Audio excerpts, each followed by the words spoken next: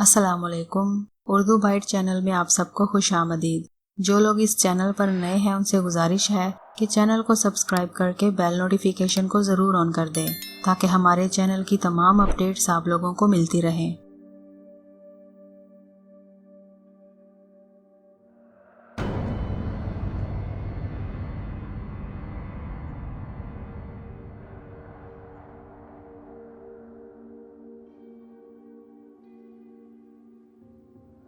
रात को दिवाली ने अपना वही स्वांग भरा। अब दिल काफी मजबूत हो गया था और अकल भी आ गई थी। जब अपना मजाक ही उड़ना है तो फायदा क्यों ना उठाया जाए उससे। और वैसे भी दिल में किसी के लिए ऐसी जगह हो भी नहीं सकती थी। विनेश बाबू को औकात में आ जाना चाहिए।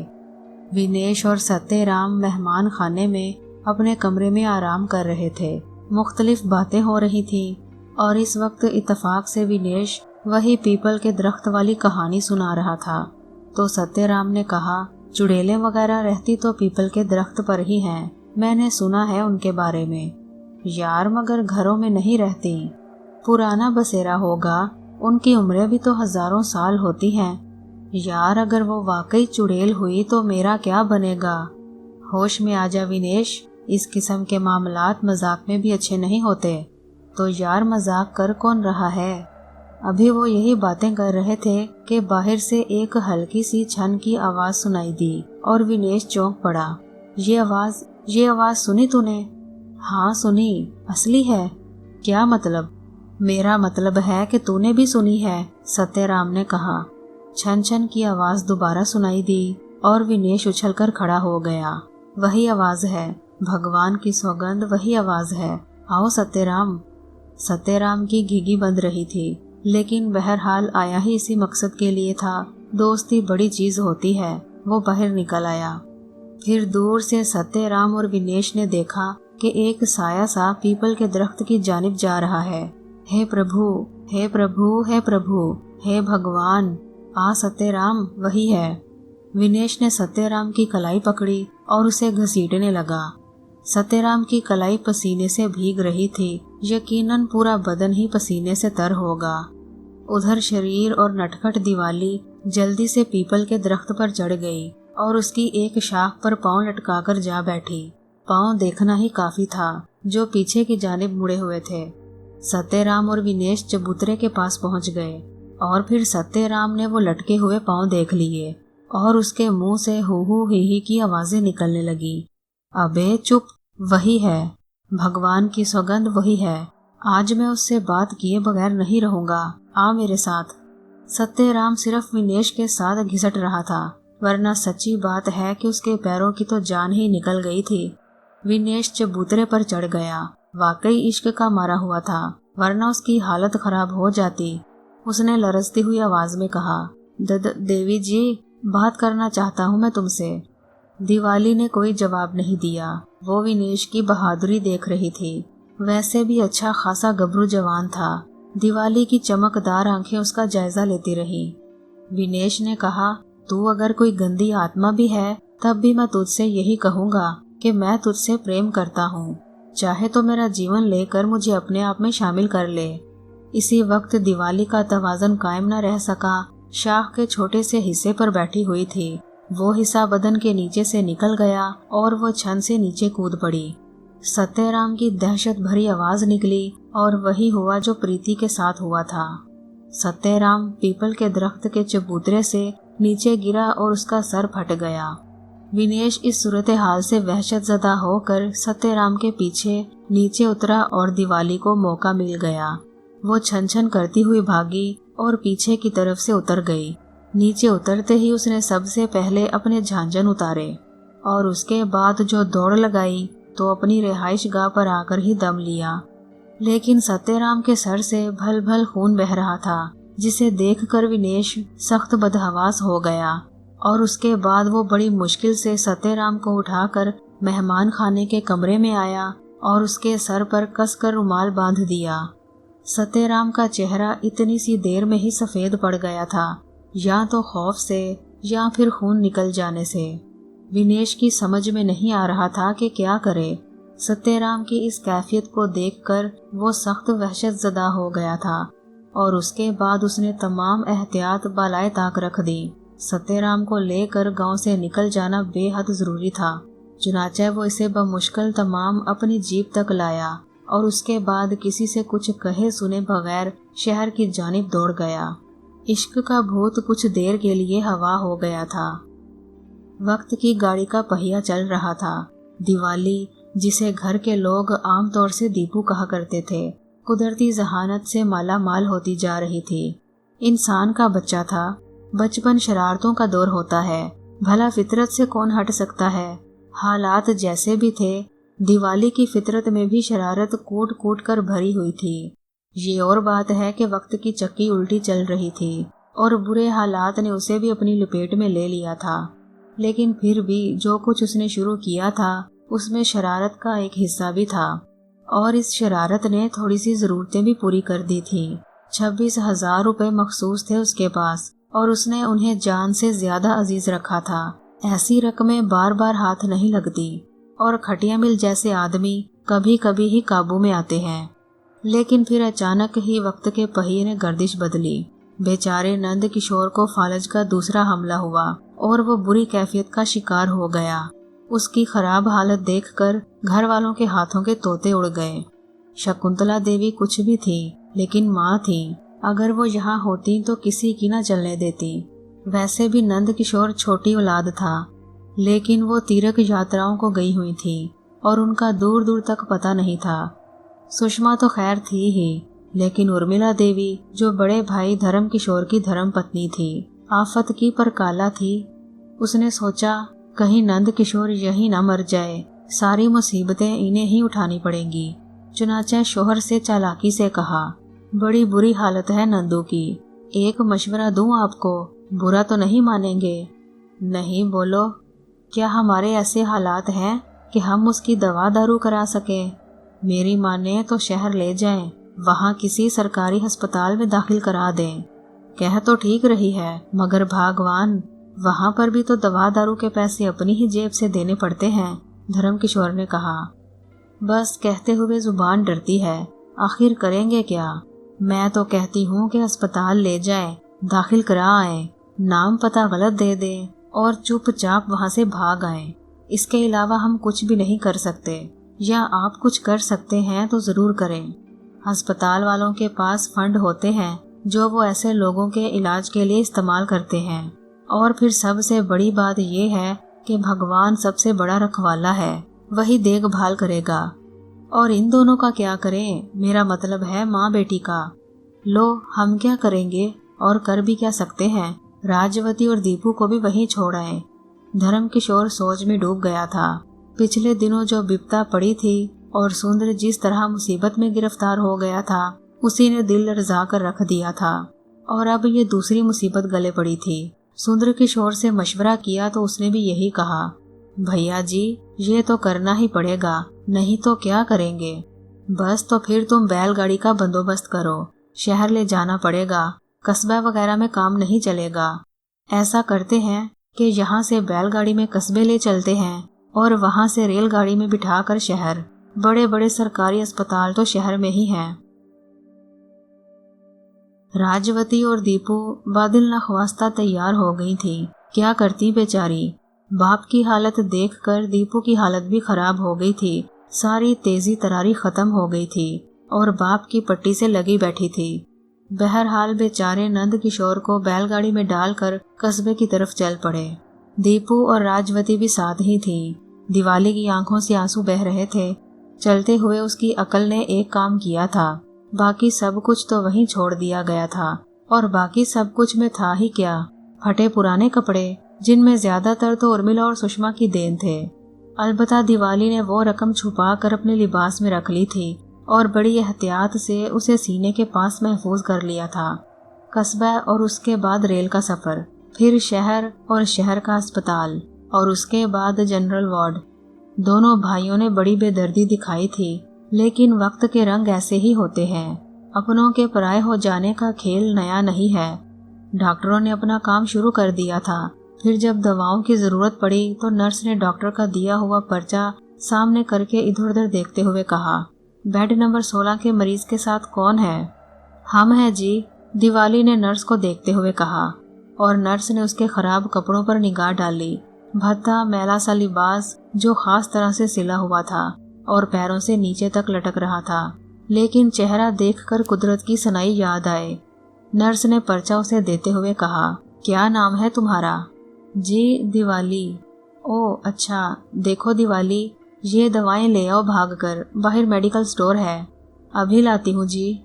दवाएं ले आई गई और उन्हें इस्तेमाल भी किया जाने लगा। रात हुई तो वार्डन ने कहा, तुम दोनों को बाहर जाना होगा, रात में यहाँ किसी को रुकने की इजाज़त नहीं देते हम लोग। वो जी हम। हाँ बोलो। नहीं जी, मेरा मतलब है कि हम तो बहुत दूर गांव से आए हैं। यहाँ कोई ठिकाना नहीं है आपके पास? नहीं जी। तो फिर बाहर राहदारी में चले जाओ, औरतें उस तरफ हैं और मर्द इस तरफ, वहीं ज़मीन पर बिस्तर बिछाकर लेट जाना। देखो यहाँ वार्ड में रुकने की इजाज़त नहीं है किसी को। ठीक है जी। अस्पताल की ज़मीन पर एक हिस्से में बहुत सी औरतें मौजूद थीं और दूसरे में मर्द। सब के सब मस्त मौला ज़मीन पर लेटे हुए थे। दिवाली और राजवती भी दीवार से टेक लगाकर बैठ गईं। ताऊ जी वापिस चले गए, क्या अब वो नहीं आएंगे माता जी? राजवती ने एक ठंडी सांस भरी और आहिस्ता से बोली, वो नहीं आएंगे दीपू। क्यों नहीं आएंगे? बस बेटा, दुनिया इतनी ही बुरी जगह है, वो जान छुड़ाकर भागे हैं। अब हमें दुनिया से इतना बेखबर भी नहीं रहना चाहिए। उन्हें हमसे कोई दिलचस्पी नहीं है। मैंने दोनों की बातें सुनी थी। वो यही कह रहे थे कि नाम पता गलत लिखवा दो, ताकि अगर नंद किशोर मर जाए तो क्रियाक्रम भी सरकारी तौर पर ही हो जाए, वरना हम पकड़े जाएंगे। हे भगवान, इतने कठोर हैं ये हमारे रिश्तेदार। कैसे रिश्तेदार दीपू? भूल जाओ अब इन बातों को, अपना ठिकाना खुद ही तलाश करना पड़ेगा। आप चिंता न करें माता जी, हम अपना ठिकाना तलाश कर लेंगे और समय आने पर उन खुद गर्जों को भी देखेंगे। दिवाली ने पुरजोश लहजे में कहा। उसके लहजे से राजवती को काफी ढारस हुई थी। हाँ बेटी, भगवान तुम्हें शक्ति दे। जब इंसानों का जुल्म हद से आगे बढ़ जाता है तो फिर भगवान किसी मनुष्य को ही अपना रूप बना देते हैं, और वाकई भगवान की लीला निराली होती है। ये सारी बातें वहां से कुछ फासले पर बैठा हुआ एक क्लर्क सुन रहा था। उस क्लर्क का नाम बाबू करमदास था। उम्र रसीदा आदमी था और अस्पताल में उसने जिंदगी के 20 साल गुजार दिए थे। लोग उसे बाबू कहा करते थे। बहुत ही नरम और रहमदिल इंसान था। रात की ड्यूटी पर निगरानी करता था। छोटी सी मेज और कुर्सी गैलरी के एक कमरे में पड़ी रहती थी। वो वहीं हुआ करता था और जरूरी अमूर तय करता था। माँ बेटी की ये बातें वो सुन रहा था। रात के सन्नाटे में उनकी मध्यम मध्यम सरगोशियां भी मुकम्मल आवाज की शक्ल में मौजूद थी। दोनों माँ बेटियां बातें कर रही थी। फिर जब वो खामोश हुई तो बाबू करमदास उनके पास आ गया। बेटा, दीपू है ना तेरा नाम? और तुम्हारा नाम क्या है बहन? राजवती। बेटा, मैं अस्पताल में नौकरी करता हूँ। लोग मुझे बाबू कहते हैं, तुम भी मुझे बाबू कह सकती हो। बाबू तो बड़ा अच्छा नाम है, और इसके साथ ही इस नाम को लेते हुए सर पर एक ठंडी छांव महसूस हुई। दिवाली ने कहा, बेटा मुझे माफ कर देना, बहुत बुरी बात है, लेकिन भगवान की सौगंध, मैंने जानबूझकर तुम्हारी बातें नहीं सुनी हैं। मैं भी खामोश बैठा हुआ था। तुम लोग सरगोशियां कर रहे थे, मगर रात का समय है, हल्की सी आवाज भी खूब गूंजती है। मैं तुम्हारी ये सरगोशियां सुन रहा था। अब असल बात पर आता हूँ। गांव से आई हो ना तुम लोग? हाँ बाबू, मेरे पिताजी को फालज हुआ है। वो बेड नंबर 16 पर, वो नंद किशोर। आपको कैसे मालूम? नहीं बेटा, मैं वार्ड के मरीजों का रजिस्टर रखता हूँ। नंद किशोर जी का नाम मेरे पास रजिस्टर में मौजूद है। मैंने सुन लिया है कि तुम्हारे ताऊ तुम्हें और तुम्हारे पिताजी को छोड़कर चुपचाप भाग गए हैं, ताकि इनका बोझ उन पर न पड़े। संसार इतनी ही बुरी जगह है बेटी। बस यूं समझ लो, भगवान ने मनुष्य को जो कुछ बनाकर इस संसार में भेजा था, शैतान ने उसकी मुंतशा छीन ली और उसे शैतान बना दिया। मिली जुली आबादी चल रही है। शैतान की आबादी इंसानों की आबादी से कम नहीं है। खैर बेटा, क्या फायदा इन बातों से? क्या करोगी अब ये बताओ? गांव वापस जाओगी? बाबू, बेकार ही है अब गांव वापस जाना। वो हमारे साथ इंतकामन बुरा सलूक करना शुरू कर देंगे, और हम माँ बेटी भला कहाँ उनका मुकाबला कर सकते हैं। मैं तो शहर में ही रहना चाहती हूँ। भगवान करे मेरा बाप ठीक हो जाए। भगवान ने इंसानों को आजाद जरूर छोड़ दिया है, पर छोड़ा नहीं है। ठीक हो जाएंगे तुम्हारे पिताजी। बेटा तुम चिंता मत करना, मेरा छोटा सा घर है और यहाँ से ज्यादा दूर नहीं है। अस्पताल के पिछवाड़े कच्ची आबादी है और उसमें 90% लोग अस्पताल वाले ही रहते हैं। बल्कि ये जमीन जो थी ना, ये अस्पताल वालों ने अपने पुराने नौकरों को दी हुई थी। मेरी भी नौकरी 20 साल पुरानी है और ये जगह मेरे पास कोई 10 साल से है। अब तो इस जगह की कीमत लाखों रुपए है, पर उस समय इधर आबादी भी कम थी। खैर, मेरा मतलब कहने का ये है कि मेरी धर्मपत्नी को मरे हुए भी कोई 6 साल गुजर गए हैं। एक बेटा था, अच्छी शक्लो सूरत थी। अस्पताल की एक डॉक्टरनी की बेटी को पसंद आ गया। उसने उसका हुलिया बदला और सिर्फ ये जाहिर करने के लिए कि वो अस्पताल के किसी क्लर्क का बेटा नहीं है, डॉक्टरनी साहिबा ने उसे वलायत भेज दिया। अब वो वहीं रहता है और उसका सबसे बड़ा काम ये है कि अपने पिताजी के बारे में किसी को पता न चलने दे। ये संसार है बेटा, अकेला रहता हूँ इस नगर में। अगर तुम मेरी बेटी बनना पसंद करो तो अपने बाबू की छाव में आ जाओ। आज रात तो खैर यहाँ इस राहदारी में गुजार लो, लेकिन सुबह को मेरे साथ मेरे घर चलो और वहीं रहो। जब भी तुम्हारा जी चाहे अपने पिता से मिलने आ जाओ। दिन भर उनकी सेवा करो और रात को वहाँ चली जाओ। एक दिन माँ, एक दिन बेटी। बोलो तैयार हो? लो बाबू, भला ये भी तैयार ना होने की कोई बात है? भगवान अपने रूप में इंसान ही भेजते हैं। आप तो हमारे भगवान हो जी। बस तो तुम ये समझ लो कि अब तुम्हें कोई दुख नहीं। दवा दारू की भी फिक्र मत करो। नहीं बाबू, पैसे हैं हमारे पास। जब खत्म हो जाएंगे तो आप हमारी मदद करें। जब तक ये पैसे हैं हम पिताजी की दवा दारू करते रहेंगे। बहरहाल दूसरे दिन सुबह को जब करमदास की ड्यूटी खत्म हुई तो वो उन दोनों को अस्पताल से ले गया। मामूल के मुताबिक देखभाल हो रही थी। हालत भी पहले से कुछ बेहतर ही थी, लेकिन बदस्तूर बेहोश था। करमदास ने ड्यूटी नर्स से उसके बारे में पूछा तो वो बोली, रात भर हालत में कोई बड़ा फर्क नहीं पड़ा। ये रात की ड्यूटी के डॉक्टर ने एक पर्चा और दिया था और कहा था कि ये 2 इंजेक्शन मंगवा लिए जाएं, जरा महंगे हैं। चिंता मत करो, मैं ला कर देता हूँ तुम्हें ये इंजेक्शन, करमदास ने कहा। बाबू, इन दोनों से आपका कोई रिश्ता है? हाँ बेटा, ये मेरी बहन है और ये भांजी। अच्छा। करमदास ने उन्हें अपने घर पहुंचाया। 3 कमरों का छोटा सा घर था। छोटे छोटे कमरे, बरामदा, सेहन, जरूरियाते जिंदगी की दूसरी चीजें और किचन वगैरह। माँ बेटी यहाँ आकर एक अजीब सा सुकून महसूस करने लगी। करमदास ने कहा, अच्छा अब मैं जरा नर्स को इंजेक्शन दे आऊं। दिवाली ने जेब से नोट निकाल कर करमदास को दिया। दे बेटा, तेरी मर्जी है। और फिर बाबू चला गया। माँ जी, कैसी जगह है? भगवान का घर है बेटा, भगवान का घर है। मंदिर है हमारे लिए ये जगह। किसी खुल्लूस से हमें अपने दरमियान जगह दी है। हमारे लिए तो मंदिर ही हो सकता है। और फिर उस मंदिर में वक्त गुजरने लगा। उधर नंद किशोर की हालत बेहतर होती जा रही थी। होश आ गया था। वो सबको पहचानता था। करमदास की वजह से अच्छी देखभाल होती थी। करमदास ने उससे कहा था, नंदू, बहुत अरसे गांव में रह लिए, अब शहर का भी मजा चखो। ठीक हो जाओगे तो शहर की सैर कराऊंगा। भैया जी, मैं तो शहर ही में नौकरी करता था, बहुत देखा हुआ है मैंने शहर। गांव से तो अच्छा है। ये लोग कहते हैं कि गांव के लोग सादा लोग होते हैं, एक दूसरे से मोहब्बत करते हैं, मगर देख लो मेरे साथ क्या हुआ। मेरे सगे भाइयों ने मुझे निकाल बाहर किया। बहुत बड़ा घर है मेरा, हिस्सा है उसमें मेरा। ठीक हो जाऊं तो भाइयों से कहूंगा। ना नंद किशोर, दुश्मनी मत पालो। ये जन जर और जमीन जो होती है ना भैया, सारे रिश्ते खत्म कर देती है। उनकी दानिश्त में तो तुम मर चुके होगे, मगर वो तो मेरा हक है। खैर, कभी ये हक लेना चाहो तो बेशक ले लेना, लेकिन अभी कान दबाकर पड़े रहो। कोई ऐसी बात नहीं है। तुम्हारी बीवी और बेटी बड़े आराम से हैं, चिंता की कोई बात नहीं है। नंद किशोर गहरी सांस लेकर खामोश हो गया था। इसके अलावा कर ही क्या सकता था बेचारा। एक बेटी थी, धर्मपत्नी थी और वो खुद ऐसा जो बिल्कुल अपाहिज था। कुछ दिनों में अस्पताल से उसकी छुट्टी कर दी गई। बिला वजह मरीजों को अस्पताल नहीं रखा जाता। करमदास उसे अपने घर ले आया था और यहाँ वक्त गुजारी हो रही थी।